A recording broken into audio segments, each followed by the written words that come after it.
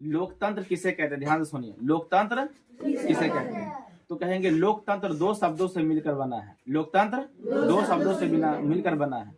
लोक प्लस तंत्र, लोक प्लस तंत्र। लोक का अर्थ होता है जनता, लोक का अर्थ क्या होता है, जनता। और तंत्र का मतलब होता है शासन, तंत्र मतलब क्या होता है, शासन। तो जहां पर शासन जनता के द्वारा किया जाता है या जनता के द्वारा चुने गए प्रतिनिधि के द्वारा किया जाता है, इसी को लोकतंत्र कहा जाता है। समझ में आ गया।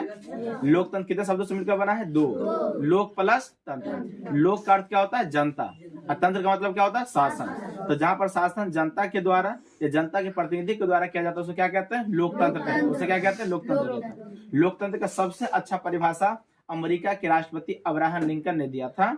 लोकतंत्र जनता के लिए और जनता के द्वारा चलाया गया शासन व्यवस्था है। ऐसे भी बोल सकते हैं कि लोकतंत्र जनता के लिए और जनता के द्वारा चलाया गया शासन व्यवस्था है।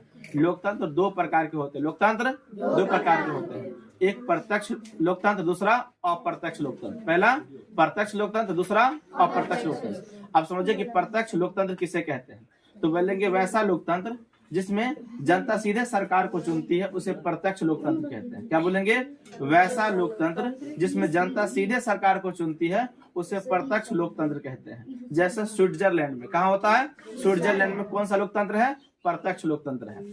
अगला क्वेश्चन क्या है, अप्रत्यक्ष लोकतंत्र किसे कहते हैं। तो बोलेंगे वैसा लोकतंत्र जिसमें जनता अपने प्रतिनिधि के माध्यम से सरकार को चुनती है। क्या बोलेंगे, वैसा लोकतंत्र जिसमें जनता अपने प्रतिनिधि के माध्यम से सरकार को चुनती है उसे क्या कहते हैं, अप्रत्यक्ष लोकतंत्र कहते हैं।